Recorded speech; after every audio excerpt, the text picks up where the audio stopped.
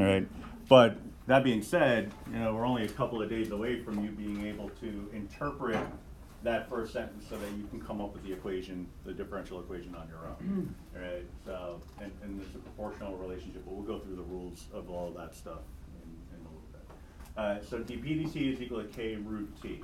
The initial size is given. After a day, we got that, so we need to flesh out what our constants are going to be in order to answer the ultimate question, which is the population of the bacteria after 7 days.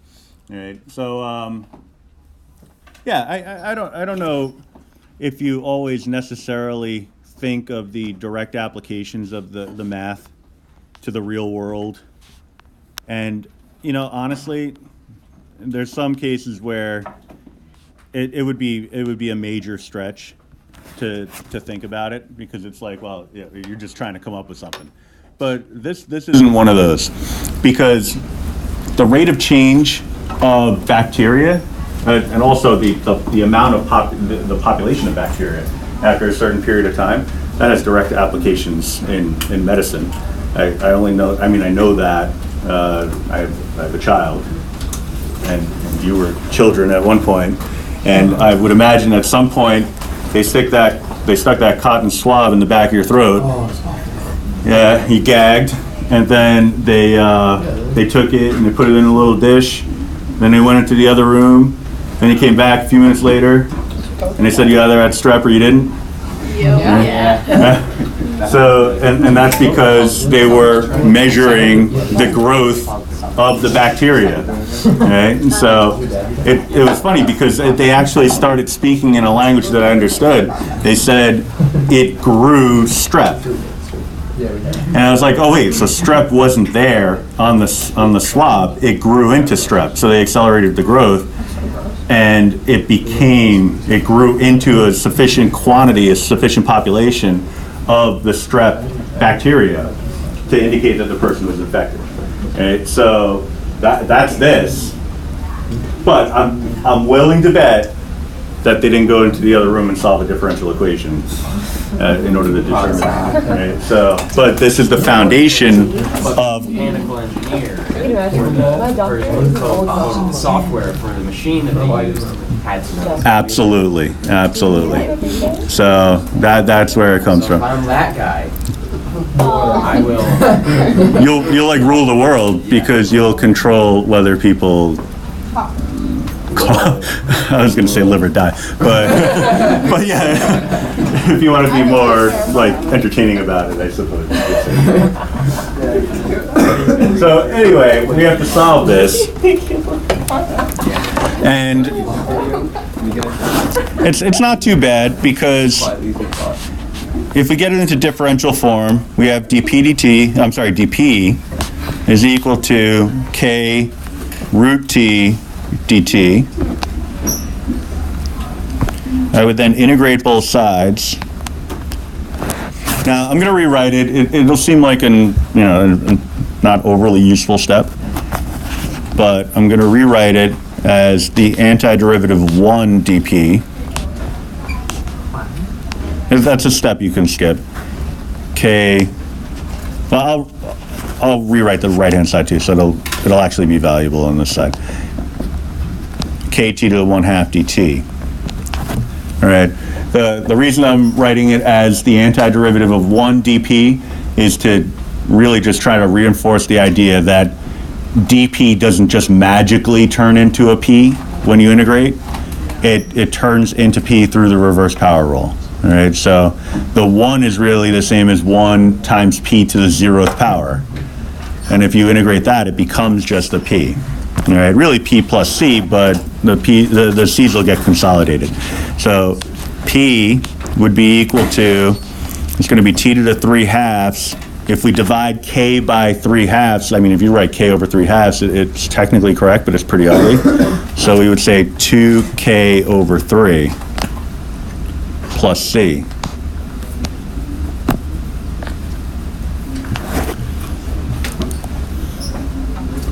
All right, so the rate of change of the population is actually becoming the population just by really multiplying it by the units of time. All right, so instead of saying bacteria per day. If you multiply bacteria per day by days, it just becomes bacteria, right? So our units are where we want them to be. So anyway, we have an initial condition. Initial size of the population is 500. So that gives us T equals 0, P equals 500. We solve this, we're looking at 500 equals, well, it's going to zero out, plus C. And so we know C is going to be equal to 500.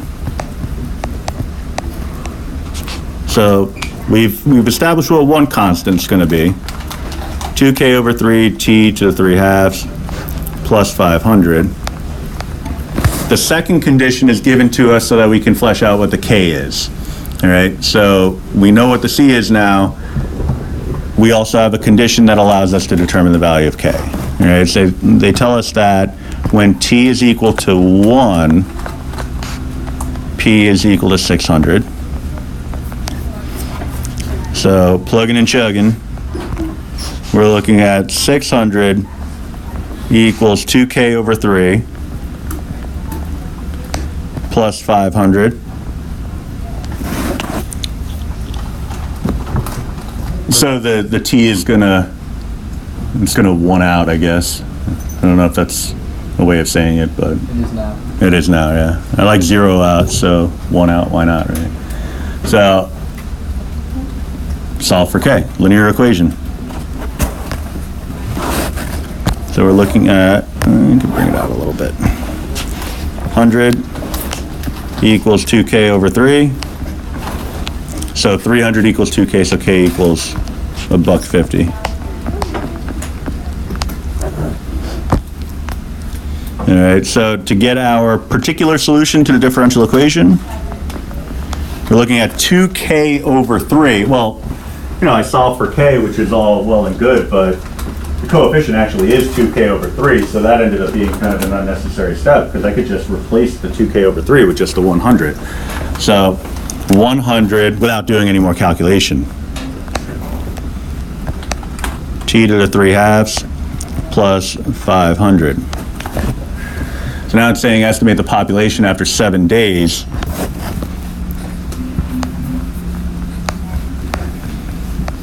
This is one of those types of questions where up until this point, it was a fairly reasonable non-calculator type question, and then it all goes out the window right now. Because if you're going to come up with, you know, an estimation of the population, I don't really see how you're going to do that. I mean, you can come up with, you know, a ballpark estimate, but nothing that the AP would be satisfied with. So at this point, you have to kick over to the calculator. Okay, so right up to the blue here is what you'd expect on a non-calculator part. That extension would be something that you'd have to do on a calculator, all right, or most likely. Say it again?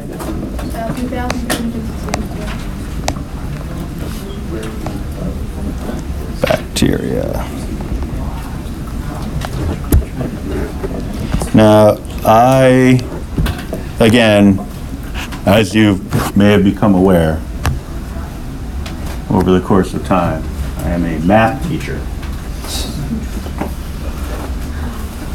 Is that a lot of bacteria? I don't know. No. Probably. No. Yeah, it's probably like the amount that you have on a fingernail. I don't know. Does that sound right? I mean, you're more qualified to answer that. Bacteria. So, I mean, and also it depends on what type of bacteria we're talking about, I guess.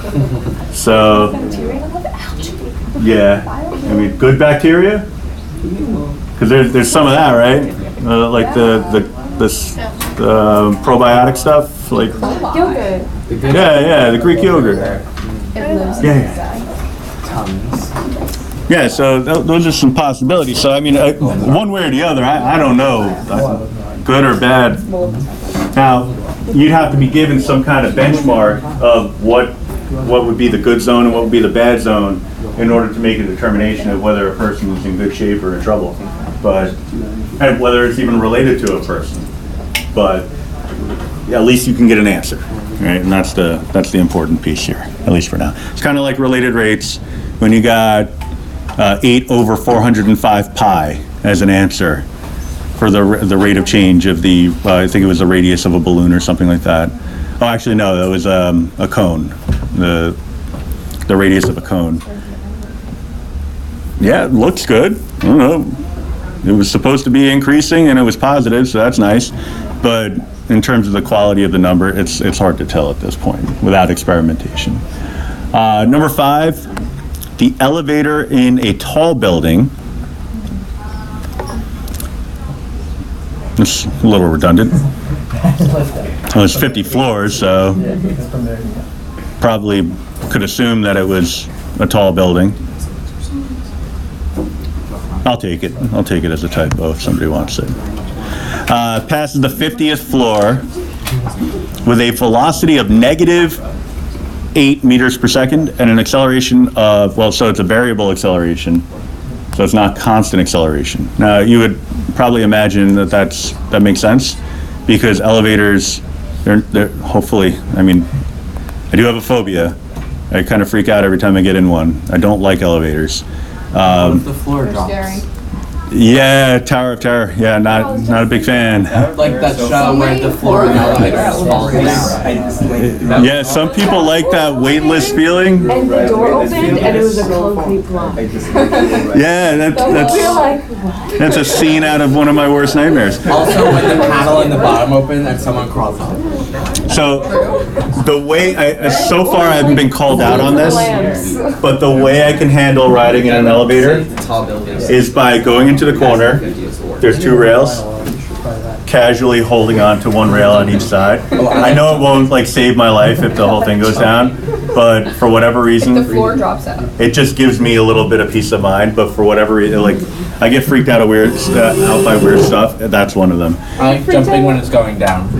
It doesn't matter what direction it's going in. Like It's just more fun when it's I going think down. about Silence of the Lambs, and then like there's a dead guy up there and he stole my face. I'm like, I'm dead, and he stole my face. Yeah, I was thinking more like it crashes down and but yeah, I mean also like a savage horror movies type thing also could be at play. But Oh, like the movie where they all get stuck in elevator. yeah, And and the happened murder to in me. elevator. yeah, I was just thinking like, I'm looking at this problem and I'm glad it's a variable acceleration because if it's constant, that would imply free fall. And free fall is stuff of nightmares when it comes to elevators. So, Can you go upside down on roller coasters, or not like that either? what's that? Like the upside down feeling on roller coasters? I'm not a big fan. Yeah. I fake my way through it so that my son doesn't think I'm a wuss, but you know. My parents were like, nope, go by yourself. I had to do that on Sky Rush. My son was like, "Yeah, you want to go to Hershey Park?" I had to. That's the ginormous yellow one. Oh, that one where it's like just the light. I love that one. I didn't go on it, so. It's like, you don't have good restraints. I wish they would distract you. Yeah, it hurts your legs. I've done the Fahrenheit one, the one that kind of bows in. Yeah. That's fine for some reason, but the heights associated with Sky Rush, it just I was like, yeah, I'm not getting on that. So I sent my 8-year-old son to go on it by himself. Good parenting right there. So, variable acceleration is telling us that this thing is going to slow down, speed up. Its velocity is going to change, obviously, but the rate of change of the velocity is not constant.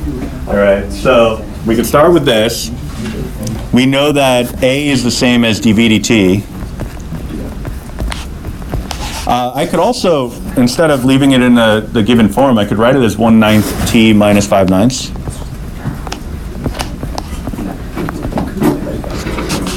In which case, I'd be looking at dv is equal to 1/9 t minus 5/9 dt. Integrate both sides. I'm going to throw the 1 in there again. so that we can get v equal to 1/18 t squared minus 5/9 t plus c. All right, and so this is where I think the first challenge comes into play, because if you know the hierarchy of position, velocity, acceleration, it's pretty easy to see what the approach should be now, whether or not I screwed it up. Different story. Do you have to put parentheses around the 119 minus 5/9? No, because the funky s and a dt kind of act as parentheses. So they're serving as the containers for the thing that will be integrated. Okay. So at this point, I need to figure out what the c value is. So that's a challenge in and of itself. All right. It says it passes the 50th floor. It gives us a velocity, but it doesn't tell us at what time that happens. So I look at that and I say, well, okay, it's giving us the freedom to determine when we start the clock. All right. So what I'm going to say is that t equals 0 when elevator passes 50th floor. I mean, you could establish time t equals 0 to be wherever you want. The issue is I don't have any information about any other location within the building.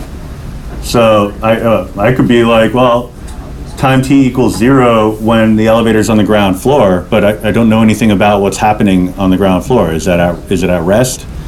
You know, oh, okay, I do know one thing. I know its height is 0, but aside from that, I don't know anything about the velocity, and here we're evaluating velocity. So if it's my worst nightmare, its velocity may be a whole lot bigger than I want it to be. All right? So if this is the case, then my initial velocity would be -8 meters per second, and my initial height would be, well, it's the 50th floor, and you got 6 meters per floor, so 300 meters.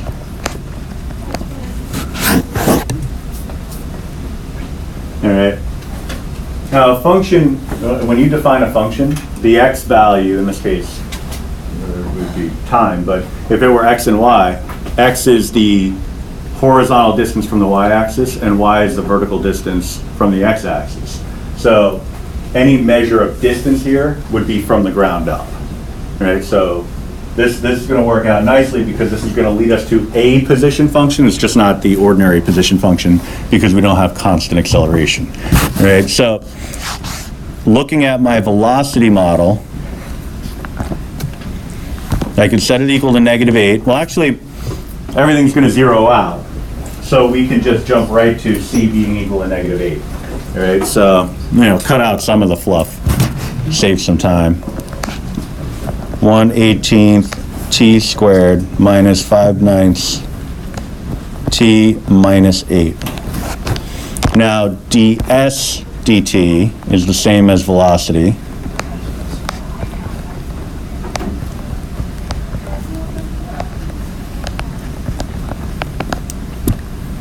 If I put that into differential form,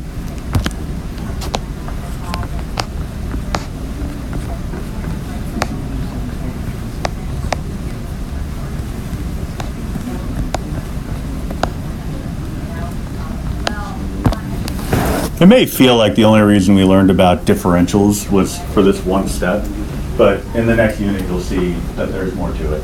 You just got to kind of believe me on that. So I'm going to integrate both sides to get s. So integrate 1 ds and the whole right side. So s equals, that's going to be 1/54, 18 times 3, yeah. T cubed minus 5/18 t squared minus 8t plus c.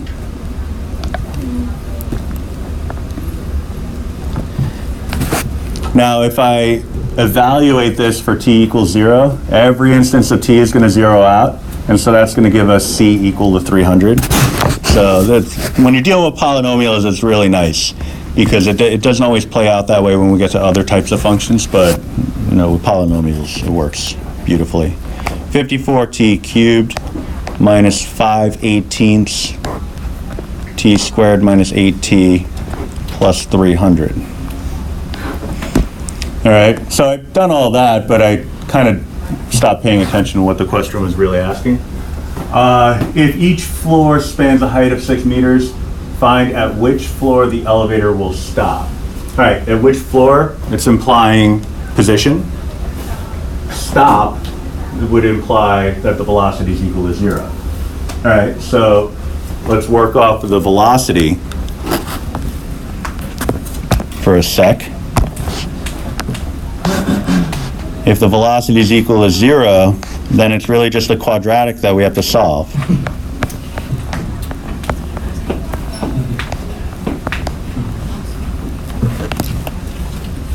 All right, so I honestly don't remember if this is something that's factorable, so we'll give it a shot. I'll multiply everything by 18. So t squared minus 10t 18 times 8 is 144? 64 plus 80? 144. All right, so the numbers don't look terrible. So factoring.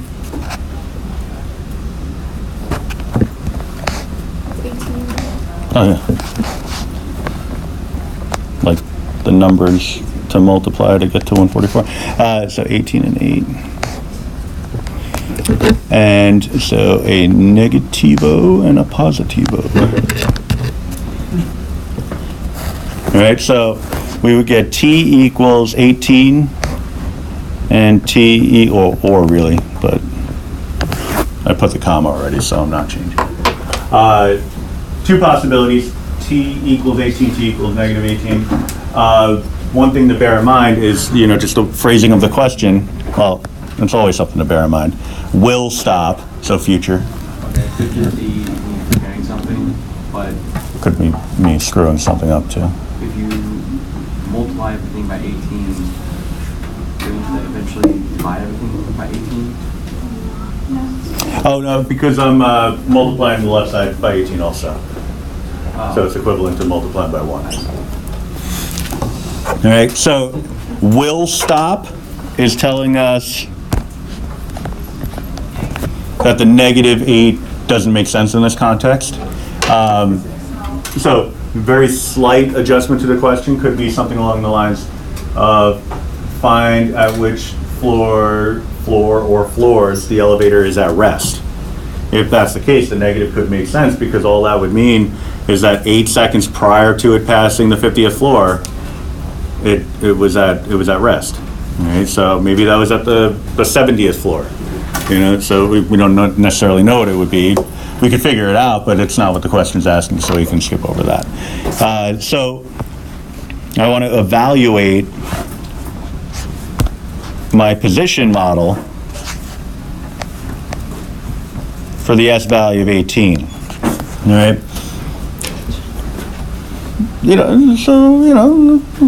Maybe a calculator question, possibly.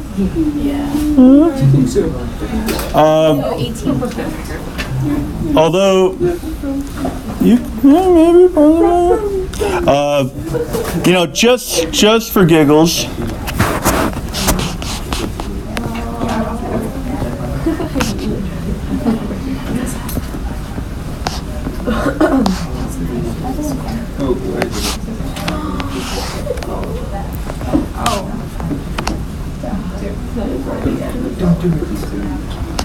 I'm doing it.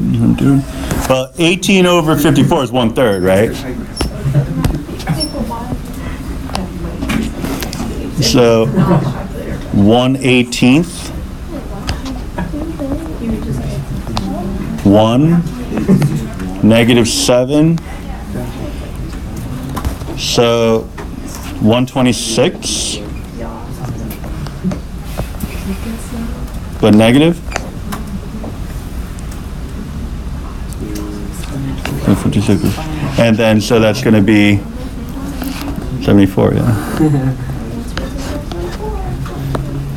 So that's 74 meters.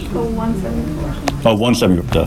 Thank you. 174 meters So that's what you get if you evaluate the function.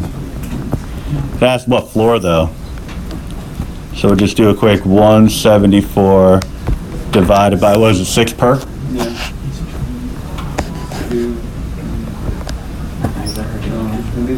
It would equal 29. 29. So gives us a result of 29, so 29th floor. Wait, why? Would you starting with 74? So S represents the distance from ground level. Oh, it's accelerating down. Okay. Now I got it. Yeah. I have no idea, right? It's like a whack. So, yeah, you look at this and you might say, oh, fun fact of the day, he's never going to ask us to do that. They ask it on the AP, so at some point I do have to give you a problem that involves you doing this by hand. So, Did it on the first test of the year. yeah, it's kind of a trendsetter. Then we didn't really come back to it, but I feel like we need to. So, yeah, this serves officially as your warning. Yeah.